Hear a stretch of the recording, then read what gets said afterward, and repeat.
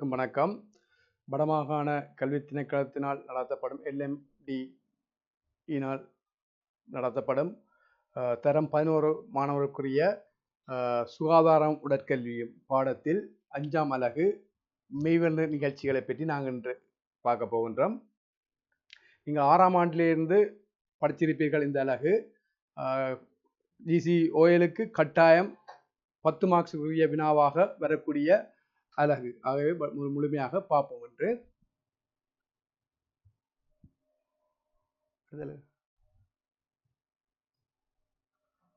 மெய்வெர்னர் விளையாட்டுக்கள்.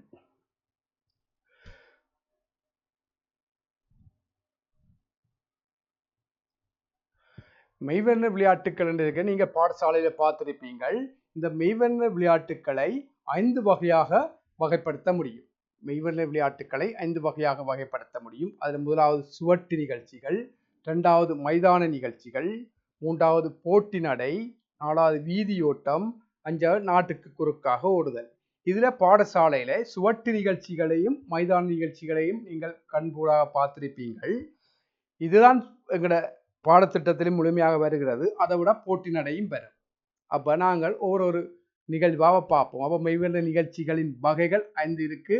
சுவட்டு நிகழ்ச்சிகள், மைதான நிகழ்ச்சிகள், போட்டி நடை, வீதியோட்டம், நாட்டுக்கு குறுக்காக ஓடுதல். இதுல சுவட்டு நிகழ்ச்சி, அதாவது சுவட்டு நிகழ்ச்சி என்றால் சுவடுகீறி நடைபெறுகின்ற ஓட்டங்கள் அனைத்தையும் சுவட்டு நிகழ்ச்சி என கூறலாம். அந்த ஓட்டங்களை 3 வகையாக வகைப்படுத்தப்படுகின்றது. குறுந்தூர ஓட்டங்கள், மத்திம தூர ஓட்டங்கள், நீண்ட தூர ஓட்டங்கள். மெய்வெர்னர் நிகழ்ச்சியின் முழுமையான வகைப்படுத்தல் போட்டிருக்க பாருங்க பிள்ளைகள். போட்டி நடை, சுவட்டு நிகழ்ச்சி, மைதான நிகழ்ச்சி, வீதியோட்டம், நாட்டுக்கு குறுக்காக ஓடுதல். இதுல சுவட்டு நிகழ்ச்சியை 3ஆக வகைப்படுத்தியிருக்கிறோம். குறுந்தூர ஓட்டம், மத்திம தூர ஓட்டம், நீண்ட தூர ஓட்டம். குறுந்தூர ஓட்டம் என்று சொல்லிக்க 100 மீட்டர், 200 மீட்டர், 400 மீட்டர், 100 மீட்டர் தடை தாண்டல், 110 மீட்டர் தடை தாண்டல், 400 மீட்டர் தடை தாண்டல், 4 தர 100 மீட்டர் அஞ்சல், 4 தர 400 மீட்டர் அஞ்சல். மத்திம தூர ஓட்டம் என்று சொல்லிக்க 800 மீட்டர், 1500 மீட்டர், 5000 மீட்டர். நீண்ட தூர ஓட்டம் என்று சொல்லிக்க 10,000 மீட்டர். இது சுவட்டு நிகழ்ச்சிகளின் வகைகள். அடுத்த மைதான நிகழ்ச்சிகளின் வகை என்று பார்க்க 2ஆக வகைப்படுத்தியிருக்காங்க. பாய்தல்கள், எறிதல்கள். பாய்தல்களை மேலும் 2ஆக வகைப்படுத்தி கிடைப்பாய்ச்சல், நிலைக்குத்து பாய்ச்சல் என்றும். கிடைப்பாய்ச்சல் என்பது நிலத்துக்கு சமாந்தரமாக பாய்வது. கிடைப்பாய்ச்சல் என்றைக்க நீளம் பாய்தலும் முப்பாய்ச்சலும். நிலைக்குத்து பாய்ச்சல் என்றைக்க உயரம் பாய்தலும் கோலூன்றி பாய்தல். அடுத்து எறிதல் நிகழ்ச்சிகளையே தட்டெறிதல், ஈட்டியெறிதல், சம்மட்டி எறிதல், குண்டு போடுதல். இவ்வளவு நிகழ்வை நாங்கள் பார்த்தோம்னா இந்த அலகு முழுமை பெறும். அதுல குறுந்தூர ஓட்டங்கள் முதல் போட்டு கிடக்கு. முன்னுக்கு பார்த்தீங்க 100 மீட்டர், 400 மீட்டர், 4 தர 100 மீட்டர் அஞ்சல், 110 மீட்டர் தடதாண்டல், 200 மீட்டர், 4 தர 100 மீட்டர் அஞ்சல், 100 மீட்டர் தடதாண்டல், 400 மீட்டர் தடதாண்டல். மத்திம தூர ஓட்டங்கள் 800 மீட்டர், 5000 மீட்டர், 1500 மீட்டர். நீண்ட தூர ஓட்டங்கள் 10,000 மீட்டர், மருதன் ஓட்டம். இதுதான் இந்த வகைப்படுத்தல். அப்ப இனி நாங்கள் பாடத்துக்கு போவோம். மைதான நிகழ்ச்சிகளின் வகைகள். மைதான நிகழ்ச்சிகளின் பாய்தல்கள், எறிதல்கள். பாய்தல்களின் வகைகள் கிடைப்பாய்ச்சல், நீளம் பாய்தல், முப்பாய்ச்சல், நிலைக்குத்து பாய்ச்சல், உயரம் பாய்தல், கோலின்றி பாய்தல். எறிதலின் வகைகள் தட்டெறிதல், ஈட்டியெறிதல், சம்மட்டி எறிதல், குண்டு போடுதல். முதலாவதா பார்க்க போறோம் இந்த 400 மீட்டர் சுவடை பற்றி பார்க்க போறோம். ஒரு சர்வதேச ரீதியாக அங்கீகரிக்கப்பட்ட சுவட்டின் நியம தூரம் என்று கேட்டால் உங்களுக்கு 400 மீட்டர் தான் வரும். 400 மீட்டர் தான் சுவடு. அப்ப இந்த 400 மீட்டர் சுவடின் பண்புகளை பார்க்க போறோம். அதாவது 400 மீட்டர் சுவடுன்னு சொன்னா 2 அரை வட்டமும் 2 நீளப்பகுதியும் காணப்படும். ஒரு சுவட்டின் அகலம் 1.22 மீட்டர் அகலமுடையது. குறைந்தது 8 சுவடுகள் காணப்படும். வரையப்படும் கோடுகளின் தடிப்பு 5 சென்டிமீட்டர். சுவட்டினை அமைப்பதற்குரிய சமன்பாடு, அதாவது 400 மீட்டரை எடுப்பதற்குரிய சமன்பாடு 2L 2πr = 400 மீட்டர். இதுல 400 மீட்டர் சுவடை அமைக்கும் போது உங்களுக்கு சுவட்டை அமைப்புக்கு சமன்பாடு தெரியும். 2L 2πr = 400 metre. இந்த 2πr என்பது வட்டத்தின் 2 அரைப்பகுதியும் 2 நீளப்பகுதியும் சேர்ந்ததுதான் இந்த சுவடு. அப்ப இந்த 2 அரைப்பகுதியும் சேர்ந்தது முழு வட்டம். அப்ப முழு வட்டத்தின் விட்டத்தை காண்பதற்கு பயன்படுத்துகின்ற சமன்பாடு 2πr. அப்ப 2L சக 2πr = 400 மீட்டர். அப்ப எங்களுக்கு இதுதான் 2L. இந்த ரெண்டு பக்கம் தான் 2L. இது வட்டத்தின் சுற்றளவு. அப்ப 2πr காண்றதுக்கு 2 தர 22/7. இந்த 42 என்பது போன்ற கூடிய நியம ஆரை 42 மீட்டர். அப்ப இந்த ஆர் வந்து 42 மீட்டர். அப்ப இந்த 2πr வந்து 264 மீட்டர் எடுத்திருக்கிறேன். அப்ப இந்த வட்டத்தின் விட்டம் நாங்க கண்டுட்டோம். வட்டத்தின் விட்டம் கண்டுட்டோம். இனி இந்த 2 நீளம் எடுத்து ஒரு பக்கத்து நீளம் எடுக்கணும். அப்ப 2L இங்க 264 வந்து இந்த 2πr வட்டத்தின் விட்டம் இது சமன் 400. அப்ப 2L சமனுக்கு 400 சமனுக்கு இஞ்ச அளவு சேவமா 264. 2L சமன் 136. அப்ப L வந்து 136 ரெண்டால பிரிச்சார். L வந்து 68. ஆகவே இந்த L வந்து இந்த ஒரு பக்க நீளம் வந்து 68 மீட்டர். இந்த வட்டத்தின் ஏர் வந்து 42 மீட்டர். அப்ப இன்னரைக் வந்து 400 மீட்டராக அமையுது. இப்ப அதைத்தான் இந்த வரைபடத்திலையும் போட்டிருக்கேன். இதுல 8 சுவடுகள் காணப்பட வேணும். ஏர 42 68 மீட்டர் ஒரு பக்கம் இருந்தால் இன்னரைக்கின்ற இது இன்னரைக்கின்ற 400 மீட்டராக காணப்படும். இன்னரைக்கின்ற 400 மீட்டராக காணப்படும். பேந்து இஞ்சால 1.2 ஒரு ரெக்கின்ற நீளம் 1.22 மீட்டர் அகலம். அப்ப இதுல 8 சுவடுகள் மொத்தமாக காணப்படும்.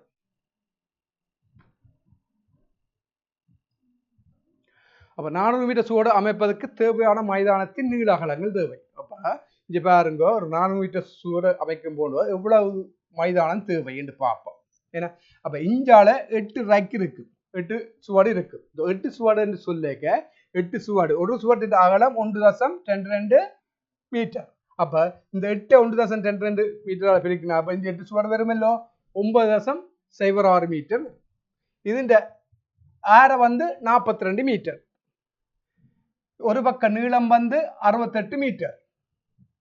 அதே மாதிரி இஞ்சால 42 மீட்டர் வரும், இஞ்சால 9.76 வரும். அப்ப முழுமையாக ஒரு நீளப்பகுதியானது எங்களுக்கு 171.52 மீட்டர் நீளம் இருந்தால் தான் இந்த போன்ற ட்ரெக்கை நாங்கள் அமைக்கலாம். அதே போன்று அகலத்தை பாருங்க, இஞ்சால 8 ட்ரெக் இருக்கும் தானே, 9.76 மீட்டர். இது 6.42 இது முழுமையாக 84 மீட்டர். இஞ்சால 1.28 ட்ரெக் இருக்கல்லோ 9.76 மீட்டர். அப்ப இது அகலம் முழுமையாக 103.52 மீட்டர் காணப்படுமாயின் ஒரு 400 மீட்டர் ரைக் நாங்கள் அமைப்பதற்குரிய இடவசதியை நாங்கள் பெற்றுக்கொள்ள முடியும். 400 மீட்டர் சுவட்டில் ஓட்டங்கள் ஆரம்பிக்கும் இடங்கள். வெப்பம் சுவட்டில எல்லா ஓட்டங்களுக்கும் முடிவிடம் ஒரே இடமாகத்தான் அமையும். பினிஷிங் சொல்றது முடிவிடம் ஒரே இடமாகத்தான் அமையும். அதற்கு ஏற்றமாகத்தான் நாங்கள் ஆரம்ப இடங்களை தீர்மானிக்க வேண்டும். அப்ப ஒரு 400 ட்ரெக்ல இந்த இடங்களில் இதுல இதுவும் இருக்கும், சகசும் இருக்கும். இந்த இடங்கள் ஓட்டங்கள் ஆரம்பிக்கும் இடங்களாக 10,000 metre, 400 metre, 800 metre, 4x100 metre, 4x400 metre அஞ்சல் போன்ற ஓட்டங்கள் இந்த இடங்களில் அந்த பினிஷிங்கோட சேர்த்து ஆரம்பிக்கின்ற இடங்கள்ல இந்த விழா வகையான ஓட்டங்களும் ஆரம்பிக்கப்படும். 1500 மீட்டர் இந்த பெண்டில இரண்டாவது பெண்டில ஆரம்பிக்கப்படும். 200 மீட்டர், 3000 மீட்டர், 5000 மீட்டர் போன்றன இந்த மூன்றாவது பெண்டில ஆரம்பிக்கப்படும். இங்க ஆரம்பிக்கிற நிகழ்ச்சி 110 மீட்டர் தடை தாண்டலா இருக்கும். இங்க ஆரம்பிக்கிற நிகழ்ச்சி 100 மீட்டர் தடை தாண்டலும் 100 மீட்டர் ஓட்டமும் ஆரம்பிக்கப்படும். இந்த கேள்வி 2016-15 இந்த ட்ரைக்கப் முழுமையாக பேப்பர்ல பிரதி செய்து இந்த வினாவை கேட்கப்பட்ட வினா 5 மார்க்ஸ் உரிய வந்தது. ஆகவே இதை நீங்க வடிவாக பார்த்துக் கொள்ளுங்கள். ஓட்டங்கள் ஆரம்பிக்கும் இடங்கள். அப்ப ஓட்டங்களை ஆரம்பிப்பதற்காக பயன்படுத்தப்படுகின்றது புறப்பாடுகள். ஓட்டங்களை ஆரம்பிப்பதற்கு பயன்படுத்தப்படுகின்றது புறப்பாடுகள். அப்ப இந்த புறப்பாடுகளின் வகைகள், புறப்பாடுகளின் வகைகள் 2 வகைப்படும். ஒன்று நின்ற புறப்பாடு, இரண்டாவது பதுங்கல் புறப்பாடு. ஒன்று நின்ற புறப்பாடு, இரண்டாவது பதுங்கல் புறப்பாடு. அப்ப இந்த நின்ற புறப்பாடுகள் எந்த வகையான ஓட்டங்களுக்கு சொன்னால் 800 மீட்டரும் அதற்கு மேற்பட்ட ஓட்டங்களுக்கும் பயன்படுத்தப்படுகின்ற புறப்பாடுகள் நின்ற புறப்பாடு. பதுங்கல் புறப்பாடு என்றால் 400 மீட்டரும் அதற்கு உட்பட்ட ஓட்டங்களுக்கும் பயன்படுத்தப்படுகின்ற புறப்பாடு பதுங்கல் புறப்பாடு. அப்ப இன்னொரு மாதிரி ஆன்சர் பண்ணலாம். நின்ற புறப்பாடு எந்த வகையான ஓட்டங்களுக்கு பயன்படுத்தப்படும் என்றால் மத்திம தூர நீண்ட தூர ஓட்டங்களுக்கு பயன்படுத்தப்படுகின்றது. பதுங்கல் புறப்பாடு வந்து குறுந்தூர ஓட்டங்களுக்கு பயன்படுத்தப்படுகின்றது. அப்ப இந்த நின்று புறப்பாடுகளுக்கான கட்டளைகள் குறிப்புக்கு செல், அதாவது ஒன்றுவமா, அடுத்த சமிக்கை அல்லது வெடியொலி ஃபயர், ரெண்டு தான் இந்த நின்று புறப்பாடுகளுக்கான கட்டளைகளாக அமைகின்றது. பதுங்கல் புறப்பாடுகளுக்கான கட்டளைகள் 3: குறிப்புக்கு செல், ஒன்றுவமா, ஆரம்பம் செட், சமிக்கை அல்லது வெடிச்சத்தம் ஃபயர். அப்ப நின்ற புறப்பாடுகள் 2 வகைப்படும். அந்த புறப்பாடு எந்தெந்த வகையான ஓட்டங்களுக்கு பயன்படுத்தப்படுகின்றது, அந்த புறப்பாடுகளுக்கான கட்டளைகள் முழுமையாக இங்க நீங்கள் பார்த்திருக்கிறீர்கள். நின்ற நிலை புறப்பாட்டின் போது உடலின் நிலைகள். நின்ற நிலை புறப்பாட்டின் போது உடலின் நிலைகள், அதாவது முற்பாதம் ஆரம்ப கோட்டுக்கு சமீபமாக வைக்கப்படுவதோடு மறுபாதம் தோளின் அகலத்துக்கு பின்னால் வைக்கப்படும். இந்த படத்தை பாருங்க, முதலாவது படத்தை. உடல் நிறை முற்பாதத்துக்கு செலுத்தப்படும். உடல் நிறை முற்பாதத்தில் செலுத்தப்படும். பாதங்கள் வைக்கப்பட்டிருப்பதற்கு எதிரான விதத்தில் ஒரு கை முன்னாலும் மறுகை பின்னாலும் வைக்கப்படும். எந்த கால் முன் வைக்கப்படுகிறதோ அந்த காலுக்கு எதிர்கை செயற்படும். பதுங்கி புறப்பாட்டில் குறிப்புக்கு செல்லும் போது உடல் வைத்திருக்க வேண்டிய நிலை. இது பதுங்கல் புறப்பாடு. அதாவது உருவில் உள்ளவாறு கவடுகளை வையுங்கள். உருவில் உள்ளவாறு இந்த கால் 2ஐயும் வையுங்கள். பழக்கமற்ற பாதத்தை முன்னால் வையுங்கள். பழக்கமற்ற பாதம், உங்களுக்கு பலமில்லாத காலை முன்னால் வையுங்கள். முற்பாதம் வளைவுக்கு சுமார் 3 அல்லது 4 அங்குல தூரத்தில் பிற்பாதம் முழங்காலை வையுங்கள். இந்த இடைவெளி தோள் மட்டத்தை விடவும் சற்று அகலமாக ஆரம்ப கோட்டுக்கு அண்மையில் கைகளை நேராக வையுங்கள். தோள் மட்டத்துக்கு அகலமாக ஆரம்ப கோட்டுக்கு அண்மையில் கைகளை வையுங்கள். கைவிரல்களை வளைவாக ஆரம்ப கோட்டுக்கு சமாந்தரமாக, அதனை தொடாதவாறு அதன் பின்னால் சமீபமாக நிலத்தில் வையுங்கள். கழுத்து தசையை தளர்வாக வைத்து தரையை நோக்குங்கள். இதுதான் இந்த பதுங்கல் புறப்பாட்டுக்கு குறிப்புக்கு செல்லும் போது, அதாவது ஒஞ்சமாக் நிலையில் உள்ள நிலைகள். இந்த கேள்வி அடிக்கடி உங்களுக்கு பேப்பர்ல வாரது, இதே மாதிரி பார்த்துக் கொள்ளுங்கள். பதுங்கி புறப்பாட்டில் ஆரம்ப நிலையில் உடல் வைத்திருக்க வேண்டிய நிலைகள். ஆரம்ப ஷெட் நிலை. ஆரம்ப கோட்டிலிருந்து சற்று முன்னால் தோள்கள் தள்ளப்படும் விதத்தில் இடுப்பு பிரதேசத்தை உயர்த்துங்கள். படத்தை பார்த்தா விளங்கும். முற்பாதம் முழங்கால் மூட்டின் கோணம் 90 பாகை ஆகவும் பிற்பாதத்தின் கோணம் 100 தொடக்கம் 120 பாகை வரையிலும் ஆகும்போது இடுப்பை உயர்த்துவதை நிறுத்துங்கள். இங்கே பாருங்கள், அந்த பாதங்களை தரையில் இறுக்கமாக அழுத்துங்கள். முழு கவனத்தையும் சமிக்கையில், அதாவது அடுத்த சிக்னலில் செலுத்தப்படுதல் வேண்டும். இந்த கேள்விகள் படியா பாருங்க பிள்ளைகள். இதுதான் பேப்பர்ல அண்மை காலமாக வந்து கொண்டு இருக்கின்றது. பதுங்கி புறப்பாட்டில் சமிக்கை வழங்கும் போது உடல் வைத்திருக்க வேண்டிய நிலைகள், அது ஓட்ட நிலையில உடல் வைத்திருக்க வேண்டிய நிலைகள். ஒரே அடியாக நிலத்தை அழுத்தி முன்னால் வரும் பிற்பாதத்தால் ஆரம்ப கோட்டின் எதிரில் குறுகிய கவடொன்று வைத்து ஓட்டத்தினை ஆரம்பித்தார். அதாவது முதலாவது ஓட்டம் ஆரம்பிக்க முதலாவது கவடு வந்து ஒரு சிறிய குறுகிய கவடாக ஆரம்பித்தல் வேண்டும். படிப்படியாக கவடுகளின் நீளத்தை அதிகரித்தவாறு சாதாரண ஓட்ட நிலையை அடையும் வரையில் முன்னால் ஓடுதல். இது பதுங்கி புறப்பாட்டில் ஃபயர் நிலையில் உள்ள நிலை, உடலின் நிலை. பதுங்கி புறப்பாட்டின் போது வெடியொலியுடன் துரிதமாக எழுந்து ஓடவும் வேகத்தை அதிகரிக்க செய்வதற்குமான செயற்பாடுகள். அதாவது நாங்கள் அந்த ஸ்டார்ட் பண்ணிக்க எங்கட வேகத்தை அதிகரிப்பதற்குரிய செயற்பாடுகளை பார்க்க போறோம். படத்துல போட்டிருக்கேன், அதே மாதிரி இங்கேயும் பாருங்க. அண்ணாந்து படுத்திருந்து கொடுக்கப்படும் சமிக்கைக்கு உடனடியாக எழுந்து 10 மீட்டர் தூரம் ஓடுதல் விரைவாக செயற்படுவதற்கான பயிற்சிகள். கால்களை மடக்கி அமர்ந்திருந்து கொடுக்கப்படும் சமிக்கைகளுக்கு உடனடியாக எழுந்து 10 மீட்டர் தூரம் ஓடுதல். இருந்து கொண்டு சமிக்கைக்கு ஏற்ற மாதிரி எழுந்து ஓடுறது ரியாக்ஷன் டைம்னு சொல்றாரு. அமர்ந்திருந்து கொடுக்கப்படும் சமிக்கைக்கு உடனடியாக எழுந்து சுமார் 10 மீட்டர் தூரம் ஓடுதல் இந்த படம். அப்ப இந்த கேள்வியை பாருங்க, இது உங்களோட அண்மை காலங்களில் பரீட்சை வினாத்தாள அடிக்கடி வர கேள்விகள். அப்ப பதுங்கி புறப்பாட்டின் போது வெடியொலியுடன் துரிதமாக எழுந்து ஓடவும் வேகத்தை அதிகரித்து செய்வதற்கான செயற்பாடுகள். அடுத்த புறப்பாட்டு தவறுகள். போன வருஷம் இந்த கேள்வி போட்டவன் புறப்பாட்டு தவறுகள். ஏனைய வீரர்களுக்கு இடையூறாக இருக்கக்கூடாது. ஏனைய வீரர்களுக்கு இடையூறு வழங்கக்கூடாது. வழங்கினால் ஆரம்பிப்பாளர் அவர் வெளியேற்றப்படுவார். செட் நிலையில் ஆடிய செய்தல். ஒன்யமாக் நிலையில் ஆடிய செய்யலாம். செட் என்ற கட்டளை கிடைச்சதும் உடல்நிலைகள் ஆடவோ அசையவோ கூடாது.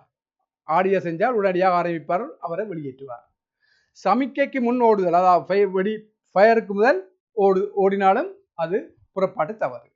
ஆரம்ப கோடுகளில் உடற்பாகங்கள் முட்டக்கூடாது, ஸ்பெசித்தல் கூடாது, அதாவது முட்டக்கூடாது. இது புறப்பாட்டு தவறுகளாக வருது. போன ஸ்கீம் விட தான் இதை போட்டிருக்கிறேன். அஞ்சல் ஓட்டம் நீங்க புறப்பாடு பார்த்துட்டீங்கள். இனி பார்க்க போற ஓட்ட வகைகள் அஞ்சல் ஓட்டம் பார்க்க போறோம். அஞ்சல் ஓட்டத்தின் வகைகள் 2 இருக்கு. ஒன்று 4 தர 100 மீட்டர் அஞ்சல், 4 தர 400 மீட்டர் அஞ்சல். இது அஞ்சல் ஓட்டத்தின் வகை. இந்த அஞ்சல் கோல் மாற்றும் பிரதேசத்தில் அஞ்சல் ஓட்டத்தில் அஞ்சல் கோல் மாற்றும் பிரதேசம் இருக்கு. அதாவது இது இந்த 20 மீட்டர் தான் அஞ்சல் கோல் மாற்றும் பிரதேசம். அதாவது இங்க முன்னுக்கு நிக்கிறதுல இருந்து முன்னுக்கு 10 மீட்டர், பின்னுக்கு 10 மீட்டர், முழுமையாக 20 மீட்டர். இந்த படத்தில் போட்டு இந்த 10 மீட்டர் தூரம் வழங்கப்படுகிறது. இது என்னத்துக்குன்னு சொன்னால் விரைவுபடுத்தும் பிரதேசம். அதாவது 4 தர 100 மீட்டர் அஞ்சல் ஓட்டத்துக்கு 4 தர 400 மீட்டர் ஓட்டத்தை விட 4 தர 100 மீட்டர் அஞ்சல் ஓட்டம் ஸ்பீட் ஆனது. இந்த ஸ்பீட் ஓட்டத்துக்காண்டி இந்த 4 தர 100 மீட்டர் அஞ்சலுக்கு மேலதிகமாக 10 மீட்டர் வழங்கப்படுகின்றது. இதுக்கு கோல் மாற்ற முடியாது. ஆனால் இந்த ஓட்ட வீரர் இதுவரையும் வரலாம். இந்த 10 மீட்டர் இந்த இடம் வரை வந்து ஓட்டத்தை ஆரம்பித்து, ஆனால் கோல் மாற்றப்படுகின்ற இடம் இந்த 10 மீட்டர், இந்த 20 மீட்டருக்குள்ளே இருக்க வரும். அதான் கோல் மாற்றும் பிரதேசம் 20 மீட்டர், விரைவுபடுத்தும் பிரதேசம் 10 மீட்டர். இந்த ட்ரெக்கிலும் இது குறித்து காட்டப்பட்டிருக்கு. அடுத்த அஞ்சல் ஓட்டத்தில் பிரதானமாக பயன்படுத்தப்படும் உபகரணம் அஞ்சல் கோல். அப்ப இந்த அஞ்சல் கோலின் அளவு பிரமாணத்தை பார்க்க போறோம். இந்த அஞ்சல் கோலின் அளவு பிரமாணத்துல அந்த நிறம் 50 கிராமுக்கு கூட கூடாது. 50 கிராமுக்கு கூட கூடாது. அஞ்சல் கோல் முழுமையான நீளம் 28 சென்டிமீட்டர்ல இருந்து 30 சென்டிமீட்டராக அமையும். இதன் விட்டம், அதாவது விட்டம் 12 சென்டிமீட்டர்ல இருந்து 13 சென்டிமீட்டராக அமையும். இது அஞ்சல் கோலின் அளவு பிரமாணம். அடிக்கடி வார வினா பேப்பர்ல. அடுத்த பார்க்க போறோம் அந்த அஞ்சல் கோல் மாற்றும் நுட்பங்கள். அஞ்சல் ஓட்டத்தில் அஞ்சல் கோலை மாற்றும் நுட்பங்கள் 2 இருக்கு. ஒன்று மேற்கை முறை, 2வது கீழ்கை முறை. வடிவா பாருங்க, இது இருக்க குழம்புற நீங்கள். இது 3 வகையில விளங்கப்படுத்தப்படுகின்றது. அஞ்சல் கோல் மாற்றும் நுட்பங்கள் என்று கேட்டால் 2 தான். ஒன்று மேற்கை முறை, 2வது கீழ்கை முறை. அப்ப இந்த மேற்கை முறை என்றால் என்னன்னு சொன்னால் அஞ்சல் கோலை வாங்கும் வீரனின் கையானது. அஞ்சல் கோலினை வாங்கும் வீரனின் கையானது அஞ்சல் கோலுடன் கீழிருந்து மேல் நோக்கி செல்லும் வகை குறுங்கோலை வழங்குதல் மேற்கை முறையாகும். அதாவது இது வாங்கும் வீரனுடைய கை, இது கொடுக்கும் வீரனுடைய கை. இவற்றை கை கீழே நிலத்தை நோக்கி இருக்கும். இவர் இந்த அஞ்சல் கோலினை கீழிருந்து மேல் நோக்கி கொடுக்கும் முறை மேற்கை முறை. கீழிருந்து மேல் நோக்கி கொடுக்கும் முறை மேற்கை முறை என அழைக்கப்படும். கீழ்கை முறை என்றால் அஞ்சக்கோல் வாங்கும் வீரன் கை மேல் நோக்கி இருக்கும். கொடுப்பவர் மேலிருந்து கீழ் நோக்கி கொடுக்கின்ற முறை கீழ்கை முறை எனப்படும். இது புத்தகத்தில் போட்டிருக்க இந்த படத்தை நீங்கள் மேலாக பார்த்து விளங்கிக் கொள்ளுங்கள். இது அஞ்சல் கோல் மாற்றும் நுட்பங்கள் பார்த்துனாங்க. இனி பார்க்க போறோம் அஞ்சல் கோலை பெற்றுக்கொள்ளும் அடிப்படையில் அஞ்சல் கோல் மாற்றும் முறைகள். முதல் பார்த்தது அஞ்சல் கோல் மாற்றும் நுட்பங்கள். இனி பார்க்க போறது அஞ்சல் கோலை பெற்றுக்கொள்ளும் அடிப்படையில் அஞ்சல் கோல் மாற்றும் முறைகள். அது 3 இருக்கு. ஒன்று உட்பக்க மாற்றம், வெளிப்புற மாற்றம், கலப்பு மாற்றம். ஒன்று உட்புற மாற்றம், வெளிப்புற மாற்றம், கலப்பு மாற்றம். இந்த உட்புற மாற்றம் என்பது அஞ்சல் கோலை பெற்றுக்கொள்ளும் வீரர் தனது இடது கையினால் குறுங்கோலை பெற்றுக்கொள்ளுதல். அஞ்சல் கோலை கொடுப்பவர் தனது வலது கையினால் குறுங்கோலை கொடுப்பது இம்முறையாகும். இம்முறை ஓட்டப்பாதை உட்புறமாக நடைபெறுவதால் உட்புற மாற்றம் எனப்படும். அதாவது அஞ்சல் கோலை பெற்றுக்கொள்ளும் வீரர் தனது இடது கையினால் குறுங்கோலை பெற்றுக்கொள்ளுதலும், அஞ்சல் கோலை கொடுப்பவர் தனது வலது கையினால் குறுங்கோலை கொடுப்பது இம்முறையாகும். இம்முறை ஓட்டப்பாதையின் உட்புறமாக நடைபெறுவதால் உட்புற மாற்றம் என அழைக்கப்படுகின்றது. வெளிப்புற மாற்றம் என்பது அஞ்சல் கோலை பெற்றுக்கொள்ளும் வீரர் தனது வலது கையினால் குறுங்கோலை பெற்றுக் கொள்ளுதலும் அஞ்சல் கோலை கொடுப்பவர் தனது இடது கையினால் குறுங்கோலை கொடுப்பது இம்முறையாகும். இம்முறை ஓட்டப்பாதையின் வெளிப்புறமாக நடைபெறுவதால் வெளிப்புற மாற்றம் என அழைக்கப்படும். அடுத்து கலப்பு மாற்றம் என்றால் அஞ்சல் ஓட்டத்தில் குறுங்கோல் மாற்றமானது உட்புற மாற்றம் வெளிப்புற மாற்றம் ஆகிய 2 முறைகளில் நடைபெறுவதால் இம்முறை கலப்பு மாற்றமாக கருதப்படுகின்றது. இது அஞ்சல் கோலை பெற்றுக்கொள்ளும் அடிப்படையில் கோல் மாற்றும் முறைகள். இனி பார்க்க போறீங்கள் அஞ்சல் ஓட்டத்தின் தூர அடிப்படையில் கோல் மாற்றும் முறைகள். முதல் பார்த்தீர்கள் அஞ்சல் கோல் பெற்றுக்கொள்ளும் அடிப்படையில் கோல் மாற்றும் முறைகள். இப்ப பார்க்க போறீங்க அஞ்சல் ஓட்டத்தில் தூர அடிப்படையில் கோல் மாற்றும் முறைகள். அதாவது ஒன்று பார்த்து வாங்குதல், இரண்டாவது பாராமல் மாற்றுதல். பார்த்து மாற்றுதல், இரண்டாவது பாராமல் மாற்றுதல். பார்த்து மாற்றுதல் என்னன்னு சொன்னால் குறுங்கோல் மாற்றத்தின் போது குறுங்கோலை பெற்றுக்கொள்ளும் வீரர் குறுங்கோலினை பார்த்து பெற்றுக்கொள்ளும் முறை பார்த்து மாற்றுதல் என அழைக்கப்படும். பார்க்காத மாற்றுதல் என்பது குறுங்கோலை மாற்றத்தின் போது குறுங்கோலை பெற்றுக்கொள்ளும் வீரர் குறுங்கோலை பார்க்காது குறுங்கோலை பெற்றுக்கொள்வாராயின் அது பார்க்காத மாற்றும் முறையாகும். அதாவது பார்த்து மாற்றும் முறை இந்த வகையான அஞ்சல் ஓட்டத்துக்குரிய சொல்லுவோம் 4 தர 400 மீட்டரை சிலவான ஓட்டம் என்றபடி அது பார்த்து மாற்றலாம் என்று சொன்னால் அது ஓட்டத்தில் தடைகள் ஏற்படாது. பார்க்காத மாற்று முறை 4 தர 100 மீட்டர் அஞ்சல் ஓட்டத்துக்குரியது. ஏனென்றால் விரைவாக நடைபெறுவதனால் பார்க்காமல் ஓட கோலை கொண்டு வருபவர் உங்களை கையில் தரும் முறைதான் இந்த முறை. அஞ்சல் ஓட்டத்தின் போது பின்பற்ற வேண்டிய சட்ட விதிகள். அஞ்சல் ஓட்டத்தின் போது பின்பற்ற வேண்டிய சட்ட விதிகள். ஓட்ட இறுதி வரை கோல் கைகளினாலேயே கொண்டு செல்லப்பட வேண்டும். உடம்பின் வேற எந்த பாகத்தாலும் வச்சு கொண்டு போயிடாது, கையால் தான் கொண்டு செல்லப்பட வேண்டும். கோல் மாற்றமானது 20 மீட்டர் பகுதிக்குள்ளேயே மாற்றப்பட வேண்டும். கோல் மாற்றும் போது கோல் விழுந்தால் விழுத்தியவரே எடுத்து கொடுத்தல் வேண்டும். கோல் மாற்றும் போது ஏனைய வீரர்களுக்கு இடையூறு விளைவிக்க கூடாது. இது அஞ்சல் ஓட்டத்தில் பின்பற்ற வேண்டிய சட்ட விதிகள். இது பாஸ் பேப்பர்லாம் அடிக்கடி கேட்கிற வினா. அஞ்சல் ஓட்ட வீரர்கள் கொண்டிருக்கும் பண்புகள். அஞ்சல் ஓட்டத்தில் ஒரு குழுவில் 6 வீரர்கள் உள்ளடங்கினாலும் பங்கு பெற்றிருந்த வீரர்கள் 4 வீரர்களாக இருக்கும். அந்த அஞ்சல் ஓட்டத்தில் முதலாவது ஓட்ட வீரர் என்னென்ன பண்புகளை கொண்டிருப்பார் பார்ப்போம். இந்த முதலாவது ஓட்ட வீரன் தான் ஆரம்பிப்பவராக இருப்பதனால் விரைவாக ஆரம்பிக்கும் திறன் கொண்டவராக இருத்தல் வேண்டும். வளைவு கோட்டில் அதாவது முதலாவது சுவட்டில முதலாவது பெண்டில இவர் ஓட வேண்டி உள்ளதால் வளைவு கோட்டில் ஓடும் திறனுடையவராக இருத்தல் வேண்டும். அடுத்த விரைவாக அஞ்சல் கோலை கொடுப்பவராக இருத்தல் வேண்டும். இது முதலாவது ஓட்ட வீரன் கொண்டிருக்கும் பண்புகள். இரண்டாவது ஓட்ட வீரன் கொண்டிருக்கும் பண்புகள் அவர் ஒரு பக்க சுவட்டில் ஒரு நீளப்பகுதியில் ஓட வேண்டி இருப்பதால் நேர்கோட்டில் ஓடும் திறனுடையவராக இருத்தல் வேண்டும். விரைவாக அஞ்சல் கோலை பெற்றுக்கொள்ளும் கொடுக்கும் திறனை கொண்டிருக்க வேண்டும். பெற்றுக்கொண்டு மற்றவர்களுக்கும் கொடுக்கும் திறனை கொண்டிருக்க வேண்டும். மூன்றாவது ஓட்ட வீரன் கொண்டிருக்கும் பண்புகள் இவரும் இரண்டாவது வளைவு கோட்டில் ஓட வேண்டி இருப்பதால் வளைவு கோட்டில் ஓடும் திறனை கொண்டிருத்தல் வேண்டும். விரைவாக கோலை பெற்றுக்கொள்ளும் கொடுக்கும் திறனை கொண்டிருக்க வேண்டும். ஓட்ட வேகத்தை அதிகரிக்கக்கூடியவராக இருக்க வேண்டும். பினிஷிங்கு கிட்ட வந்துட்டீங்கன்னா ஆகையால் மூன்றாவது வீரன் கொண்டிருக்க வேண்டிய பண்புகள்.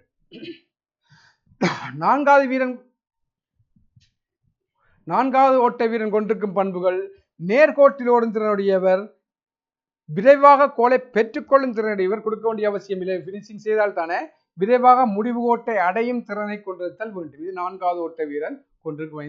இந்த இதையும் பாருங்க, அடிக்கடி கேட்கிற வினாக்கள். அப்ப நாங்க முதலாவது புறப்பாடு பார்த்துட்டோம், அடுத்த அஞ்சல் ஓட்டல் பார்த்துட்டோம்.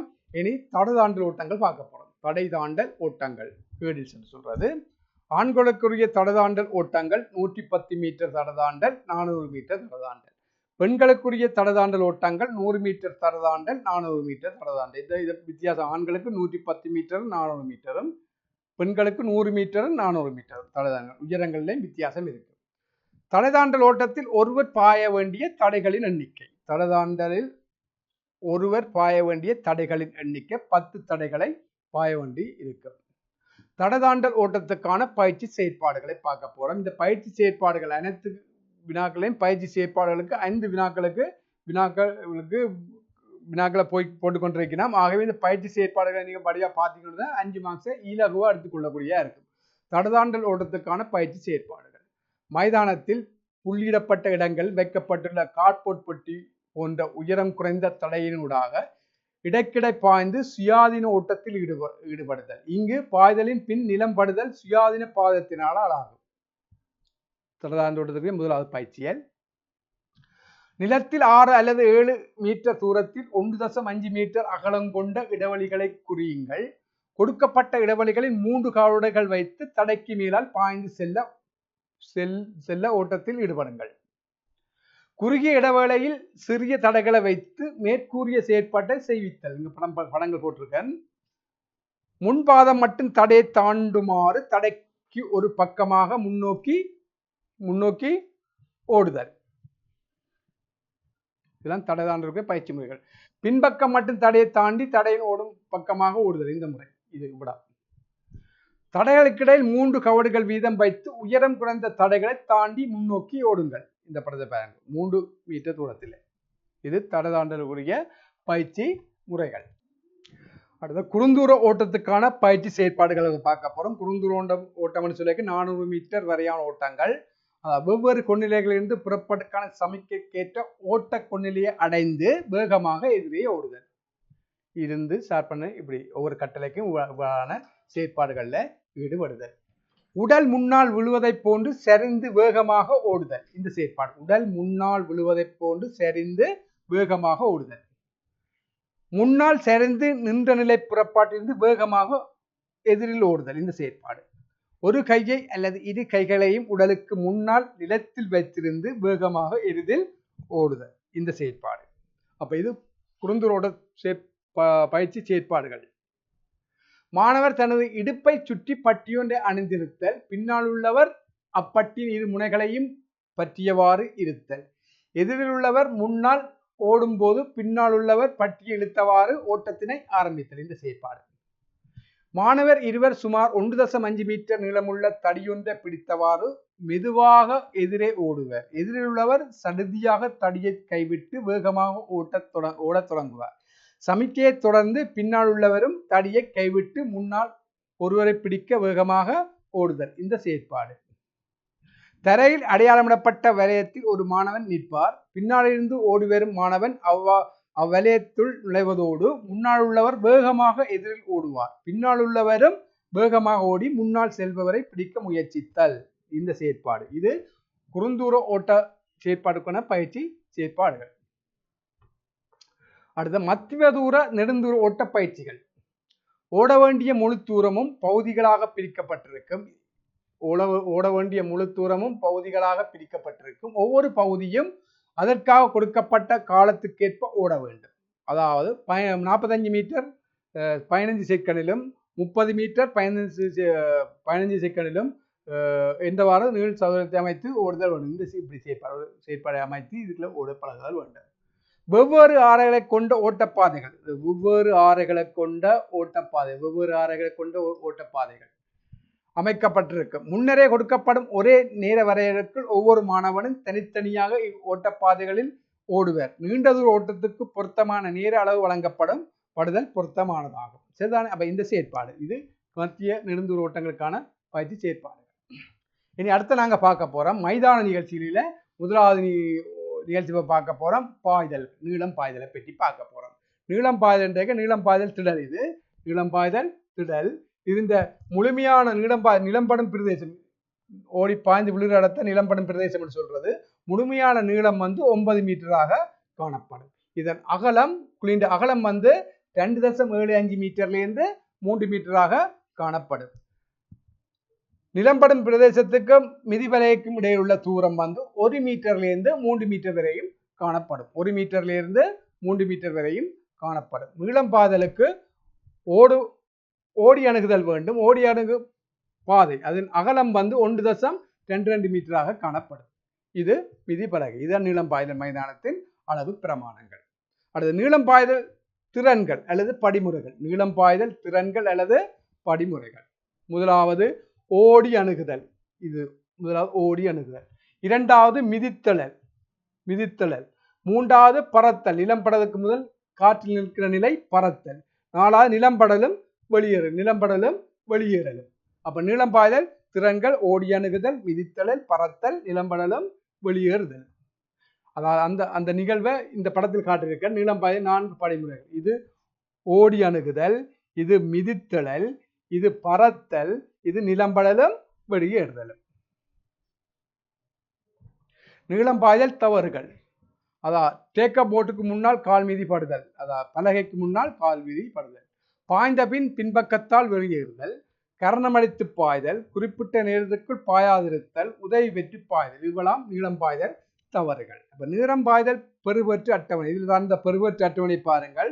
ஒரு நீளம் பாய்தல் போட்டியில் 4 வீரர்கள் பங்கு பெற்றிய பெறுபற்று அட்டவணை தந்திருக்கு.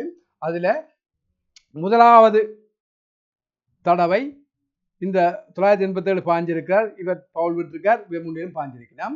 அடுத்தது எல்லாரும் பாஞ்சிருக்கலாம், ஒருவர் தவறு விட்டுருக்கார்.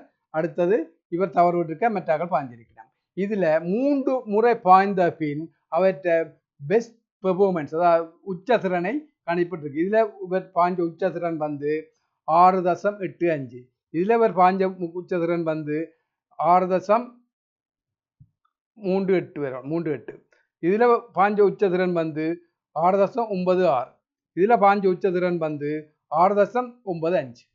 இதுல கொடுத்துட்டு பேந்து 3 பாய்ச்சல் விடப்படும். அதுல பெஸ்ட் இருக்க இந்த பெஸ்டையும் சேர்த்து தான் எடுக்க வேண்டும். இதுல அவர் பாஞ்ச பெர்ஃபார்மன்ஸ் 6.85. இதுல அவர் பாஞ்ச பெர்ஃபார்மன்ஸ் வந்து 6.66. இதுல அவர் பாஞ்ச உச்சத்திறன் வந்து 6.96. இதுல பாஞ்ச உச்சத்திறன் வந்து 5.95. அப்ப இதன் அடிப்படையில் வந்து ரேங்க் பண்ண ஃபர்ஸ்ட் செகண்ட் ரேங்க் பண்ண வேணும். இதுல யார் கூடுதலான தூரம் பாஞ்சிருக்காரோ அவர் முதலாம் இடம், இவர் முதலாம் இடம் கூடுதலாக, இவர் 2ஆம் இடம், 6.96 முதலாம் இடம், 6.95 2ஆம் இடம், 6.85 3ஆம் இடம், 6.66 4ஆம் இடம். இது ஒரு பெறுபட்டு அட்டவணை. நீளம் பாய்தலுக்கான அடிப்படை பயிற்சி செயற்பாடுகள். இதுல பாருங்க, ஓரிடத்தில் நின்று 2 கால்களாலும் பாய்தல். ஓரிடத்தில் நின்று இந்த பலகை நின்று 2 கால்களாலும் பாய்தல். மிதிப்பலகை 2 கால்களில் நிலை கொள்ளுதல், முழங்காலை சற்று மடித்தல். இந்த செயற்பாடு சொல்லிக்கிறாங்க. காலின் நுனியினால் துள்ளி எழும்பி காற்றில் மிதந்தவாறு நிலம்படுதல். இது ஒரு செயற்பாடு, பயிற்சி செயற்பாடு. 2வது பயிற்சி செயற்பாடு, இடது காலால் குந்தி முன்னோக்கி பாய்தல், அதே போன்று வலது காலால் குந்தி முன்னோக்கி பாய்தல். இந்த செயற்பாடுகள். ஓடி இடது காலால் மிதித்தெழுந்து பாய்தல், அதே போன்று ஓடி வலது காலால் எந்த கால் பலமோ அந்த காலால இந்த செயற்பாட்டை செய்விக்கலாம். 2 பாதங்களாலும் மிதித்தெழுந்து முன்னால் பாய்ந்து விண்ணில் முழங்கால்களை மேலே உயர்த்தல் வேண்டும். 2 காலம் மிதித்தெழுந்து விண்ணில் முழங்காலை உயர்த்தி மேலே இழுத்தெழ வேண்டும். இந்த செயற்பாடுகளை நாங்கள் பயிற்சி செயற்பாடுகளாக கொடுக்கலாம். அடுத்தது, சுமார் 5-7 கவடுகள் அணுகலோடத்தின் பின்னர் சுமார் 15 சென்டிமீட்டர் உயரமுள்ள மரப்பட்டியின் மீது மிதித்தெழுந்து பாதத்தை வைத்து பாதை. இந்த செயற்பாடை நாங்கள் பயிற்சியாக கொடுக்கலாம். மிதித்தெழும் கொன்னிலையை பேணியவாறு விண்ணில் செல்லும் போது சுயாதீன பாதம் முறையாக முன்னால் நீட்டப்படும். நிலந்தொட நெருங்கும் போது மிதித்தெழுந்த பாதத்தையும் உயரமாக முன்னால் எடுத்து 2 பாதங்களாலும் இளம்படுது. இது முழுமையான செயற்பாடாக இது இதெல்லாம் பயிற்சி செயற்பாடாக இருக்கு. ஓகே, அடுத்தது நீளம் பாய்தல் பார்த்துட்டோம். அடுத்து பார்க்க போகிறோம் முப்பாய்ச்சல் மைதான அமைப்பு. அதை நீளம் பாய்தல் மாதிரித்தான், ஆனால் இது முழுமையானது. மிதிபடும் பலகைக்கும் குழியின் தூரம் வந்து முழுமையாக 21 மீட்டராக காணப்படும். குழி 9 மீட்டர் தான், முழுமையாக 21 மீட்டர் காணப்படும். மிதிப்பலகைக்கு நிலம்படும் பிரதேசத்துக்கு இடையில 11 தொடக்கம் 13 மீட்டர் வரையும் காணப்படும். பெண்களுக்கு 11 மீட்டரும் ஆண்களுக்கு 13 மீட்டராகவும் இந்த மிதிப்பலகை காணப்படும். இந்த அடுத்த முப்பாய்ச்சல் படிமுறைகள் அல்லது முப்பாய்ச்சல் திறன்கள்னு சொல்லலாம். முதலாவது ஓடி அணுகுதல். இங்கே இது ஓடி அணுகுவார். மிதித்தெழல், இதுல மிதித்தெழுவார். தத்துதல், அதாவது பலம் இடம் அல்லது இடம் பலம். எந்த காலம் மிதித்தெழுகிறார்களோ அந்த காலம் தான் தத்துதல் வேண்டும். மற்ற காலம் மாதிரி பலம் இடம். எந்த காலம் மிதித்தெழுகிறாரோ அந்த காலத்தான் திருப்பி வைப்பார். பலம் இடம் அல்லது இடம் பலமாக அமையும். தத்துதல், மிதித்தல், பாய்து, நீளம் பாய்தல் படிமுறைகள் அல்லது திறன்களாக காணப்படும்.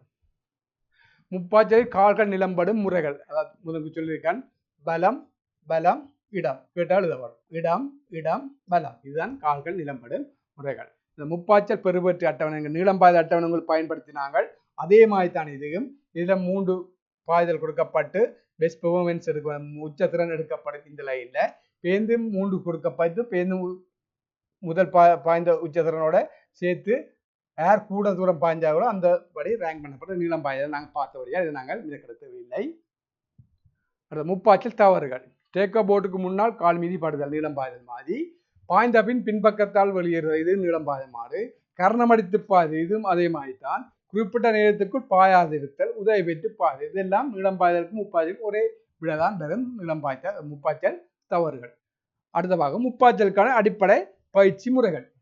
நிலத்தில் அடையாளமிடப்பட்ட பிரதேசங்களுக்கு அடியெடுத்து கெந்துதல் கவுடு வைத்தல் மற்றும் பாய்தல் எனும் பாய்தல் படிமுறைகளை பின்பற்றி முன்னோக்கி பாய்ந்து செல்லுது. அதாவது எந்த காலில் டேக் ஓவர் எடுக்கிறாரோ அந்த காலை வச்சு மாற்றி பாய்றது. இதுதான் நீளம் பாய்தலுக்குரிய பயிற்சி முப்பாய்ச்சலுக்குரிய பயிற்சி முறைகள்.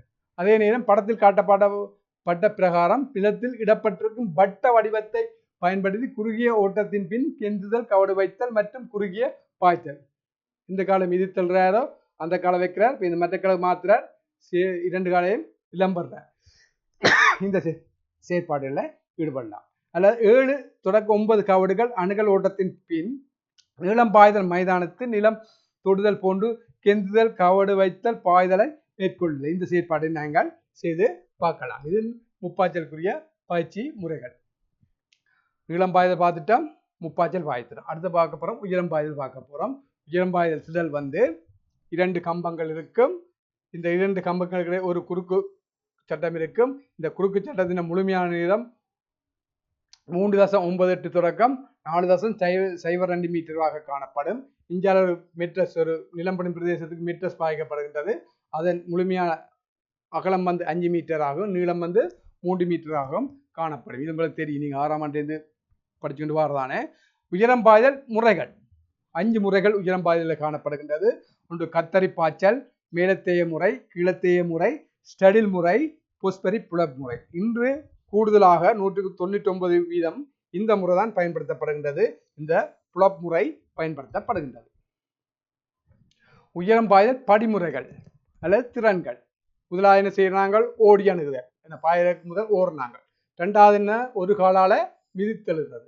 3வது குறுக்கு சட்டத்தை கடத்தல். 4வது நிலம்படலும் வெளியேறலும். என்ன அப்ப மூலம் பாய்தல் படிமுறைகள் அல்லது திறன்கள் கேட்டால் இந்த 4 விடையும் எழுதக்கூடிய இருக்கணும். உயரம் பாய்தல் தவறுகள். பாயும் போது குறுக்கு சட்டத்தை தட்டுதல். பாயும் போது குறுக்கு சட்டத்தை தட்டுதல். பாய்ந்த பின் குறுக்கு சட்டம் விழுவதற்கு போட்டியாளர்கள் காரணமாக இருத்தல். தொடர்ச்சியாக 3 எத்தனங்கள் தவறு விடுதல். இரு கால்களாலும் மிதித்தல். குறுக்கு சட்டத்துக்கு கீழ்ப்பகுதியினூடாக அல்லது பக்கத்தாலோ பின்பக்கத்துக்கு செல்லுதல். குறிப்பிட்ட இலக்கம் அழைக்கப்பட்டு 1 நிமிடத்துக்குள் பாயாது தாமதித்தல். இது உயரம் பாய்தல் தவறுகள் அல்லது உயரம் பாய்தல் விதி என்றாலும் இதுதான்.